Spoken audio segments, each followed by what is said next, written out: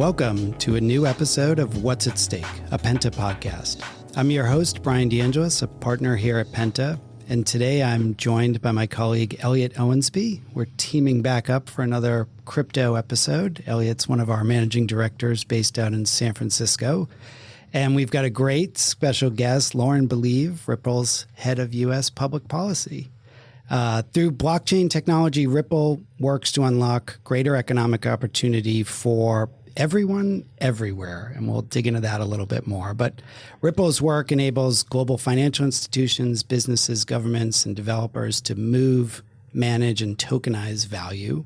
So we're excited to have Lauren here today to speak with us, tell us more about Ripple's policy engagement efforts in Washington, D.C., and how everything's going with crypto heading into kind of the end of the year, the second half of the year. So Lauren, thanks so much for being here with us today.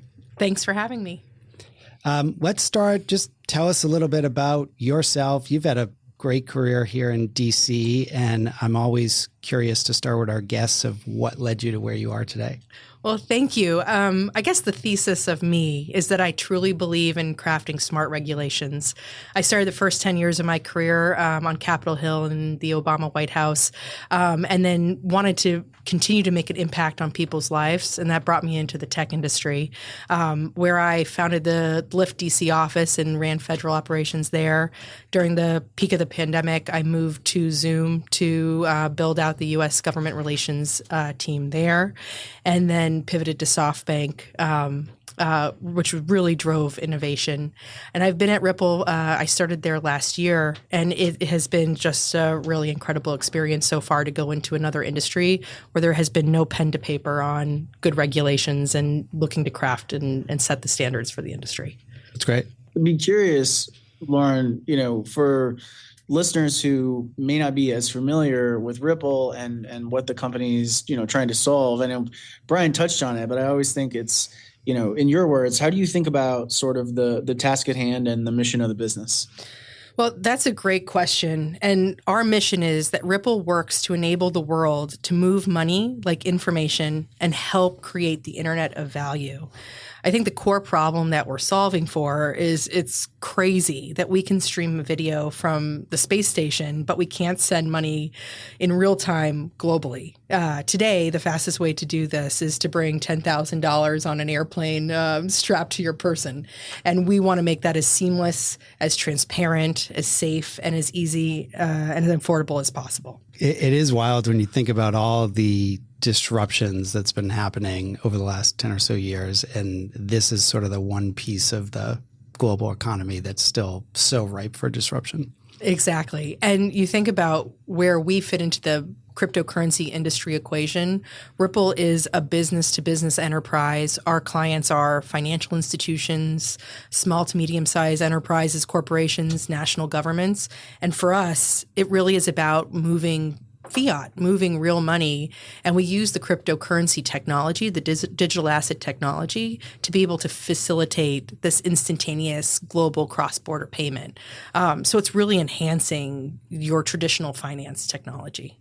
I love the space station example because on one hand, it's such a vivid reminder of some of the difficulties, but on the other hand, it is legitimately something that a lot of the Ripple-enabled tech stack could pull off. I mean, it's kind of astounding to consider that is very much within the realm of possibility. Like, this isn't a Jetsons bank. I mean, this is something that you could meaningfully pull off with the existing tech stack. I think it's just such a powerful example when we think about the possibilities of some of this stuff. Well, absolutely. And the thing to think about too is every single human in this world needs to operate with commerce. So this could have a direct effect to help make the world flat, to enhance globalization, and to ensure that people have a more seamless way of conducting their technological advancements. We don't often break a lot of news here on the Penta Pod, but can I go ahead and add Mars to that list, Lauren? When we get there, are we going to be able to move money from Mars as well? If we have a good blockchain and internet connection, I think we got to talk to the FCC and some broadband there. But if we can get there, then we can send money there. Absolutely. All right. We've had some conversations about Ripple on the podcast in the past. So to say that the last few years have been pretty significant for the company, I guess would be an understatement.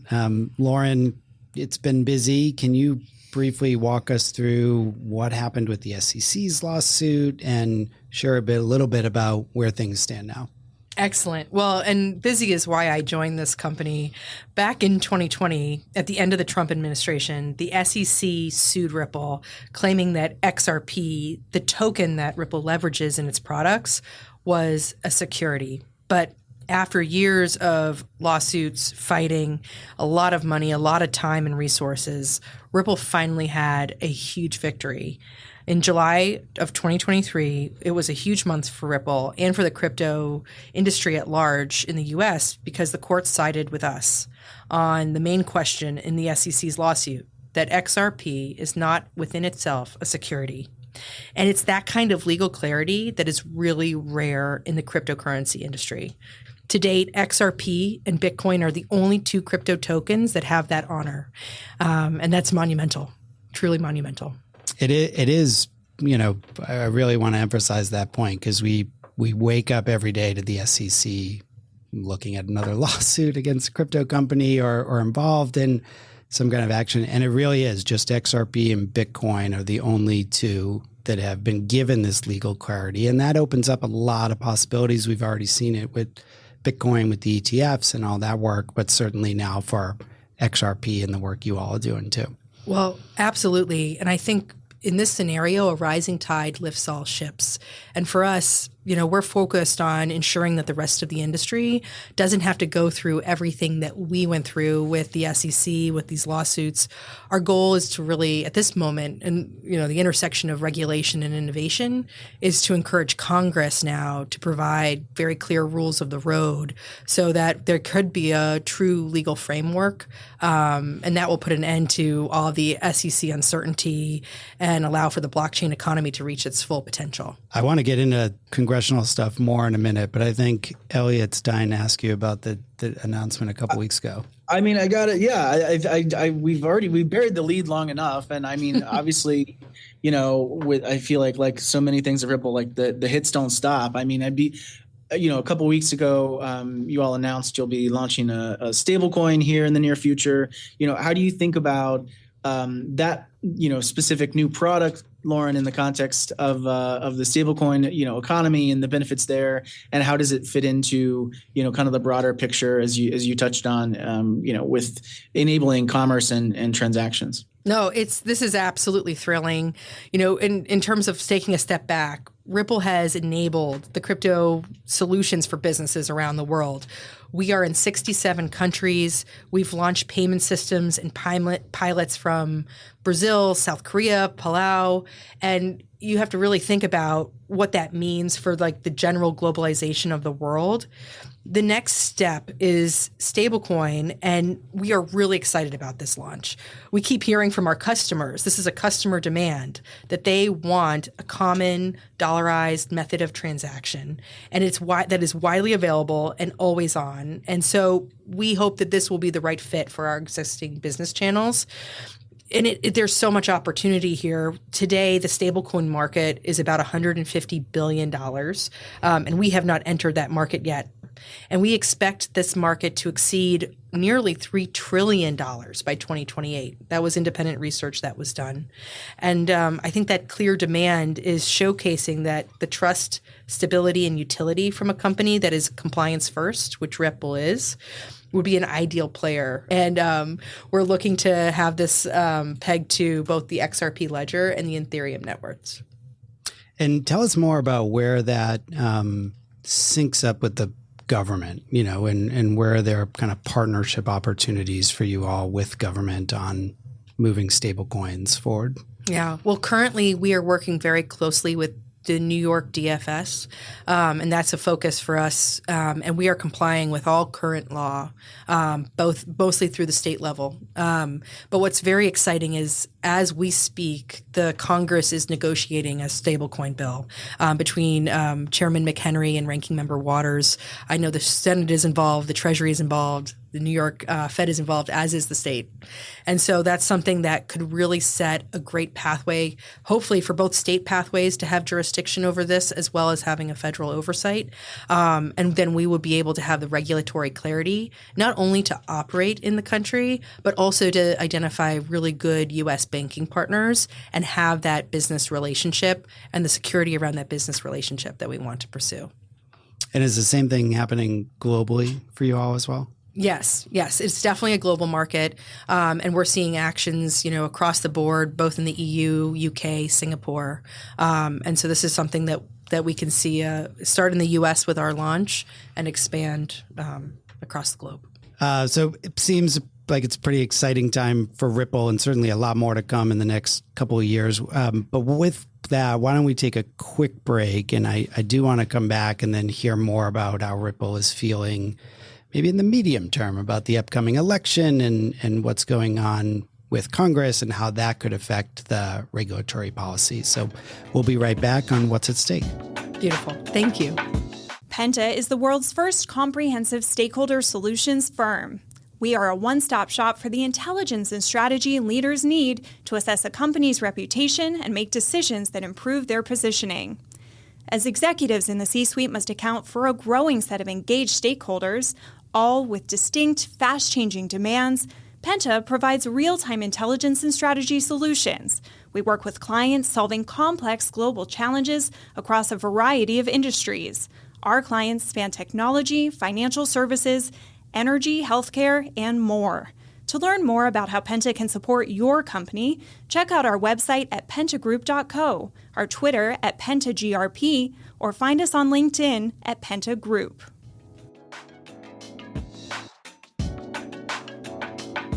Welcome back to What's at Stake. Let's jump right back into it with our guest, Lauren Belive of Ripple.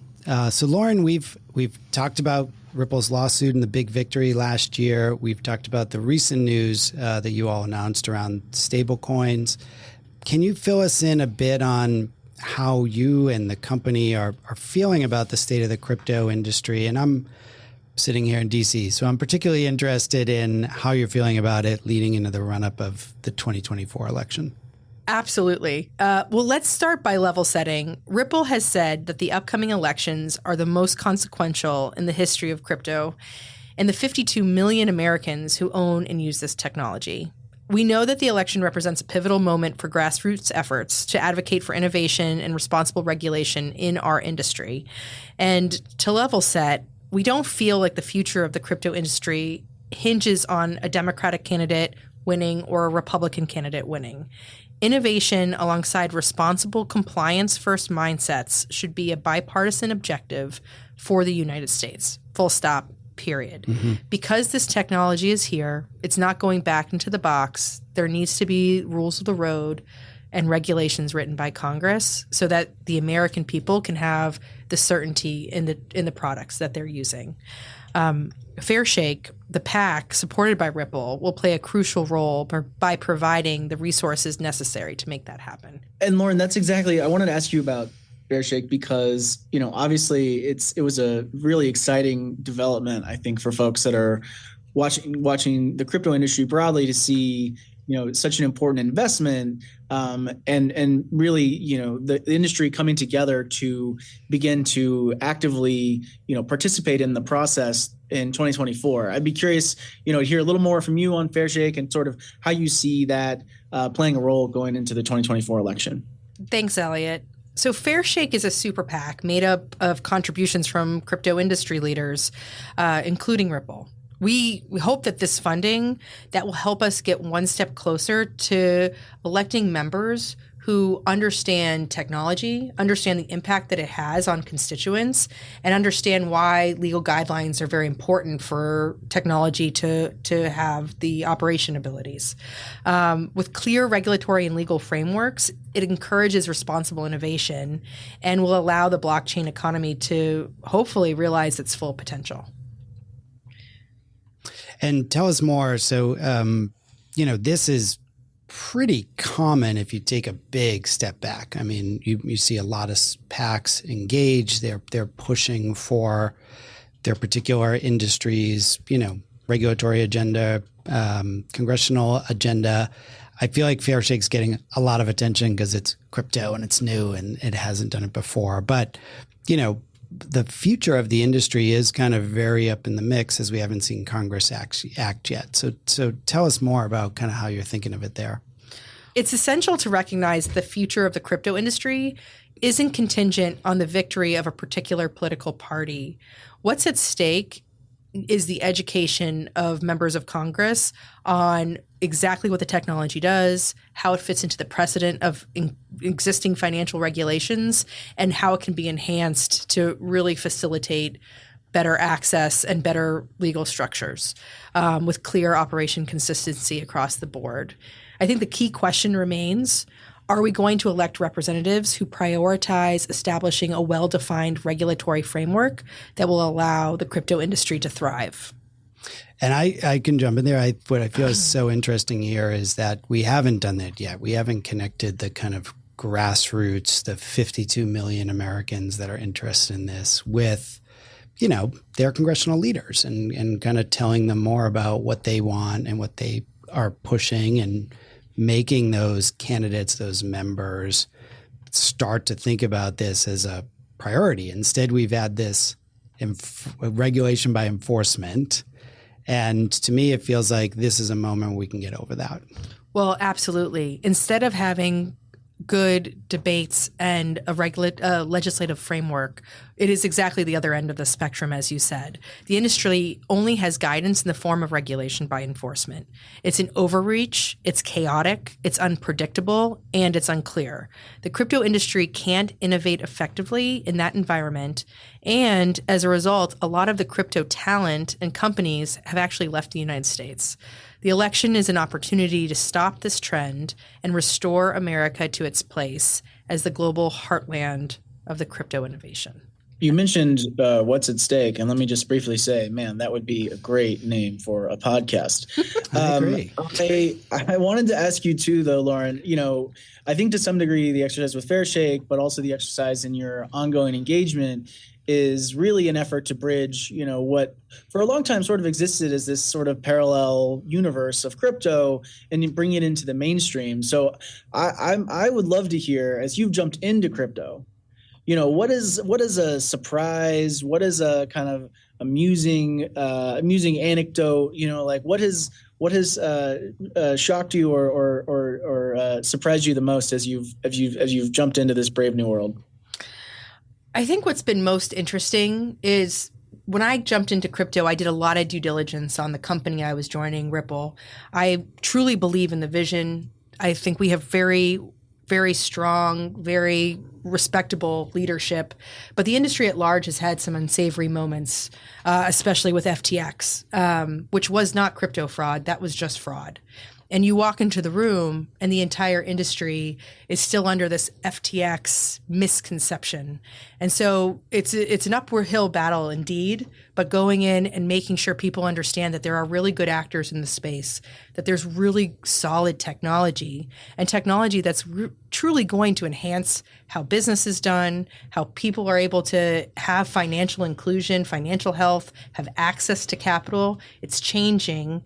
And we have to meet people where they are. And so the most amusing is you go into these meetings and you understand you're starting almost at a deficit in terms of your education and your brand building.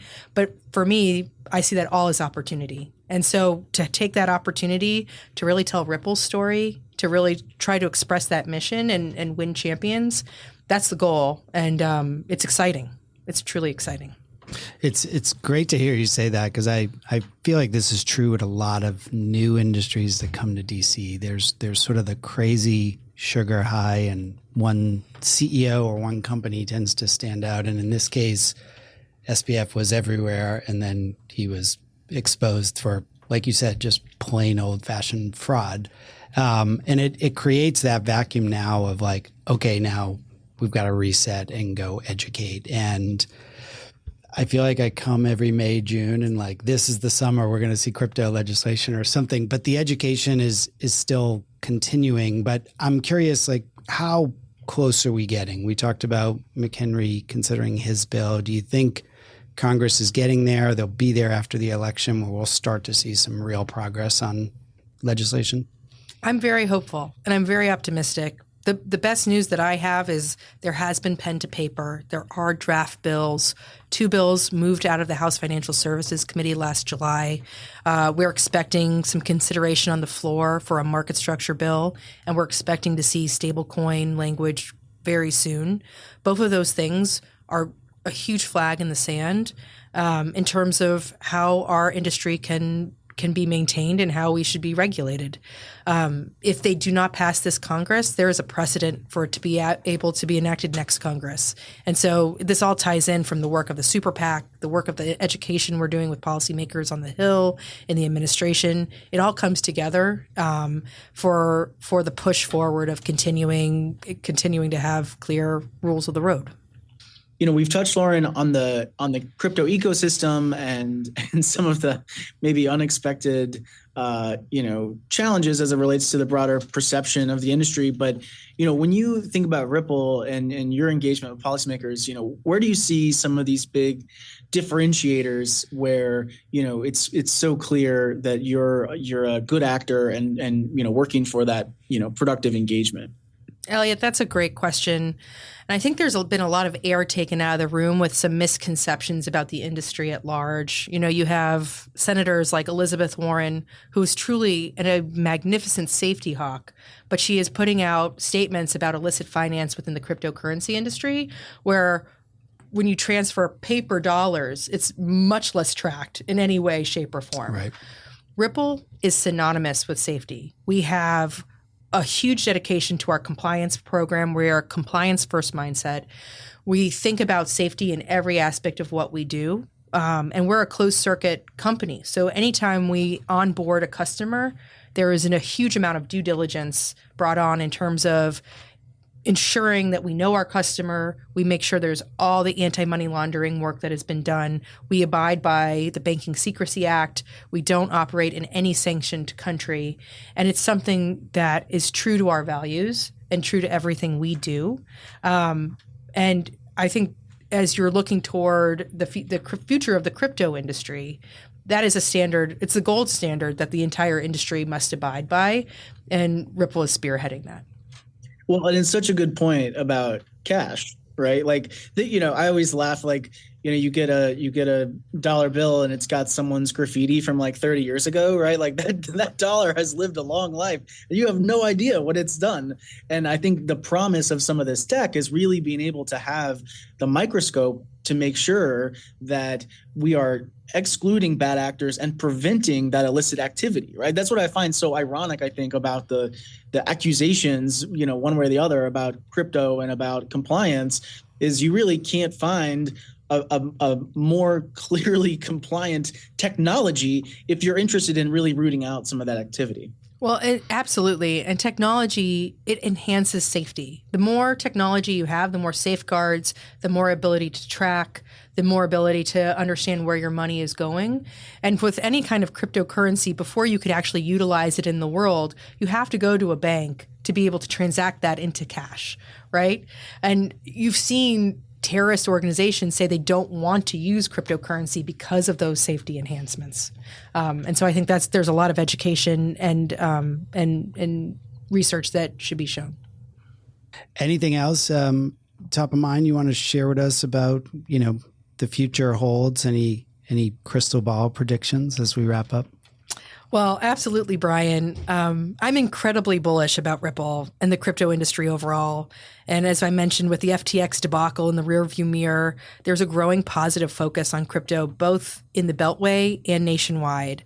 And with Ripple's recent success in the SEC lawsuit resolution and the stablecoin launch to showcase our commitment to innovation, the increasing acceptance and engagement with crypto by consumers, investors, and policymakers will show a promising future, not just for Ripple, but the broader industry. And I am so excited to see what is coming down the pike. Well, you'll have to come back on and share that with us when it happens. But thank you so much for joining us this week. Always learn something, always great to have you on. So we appreciate it. Thank you. It was such a pleasure to be here.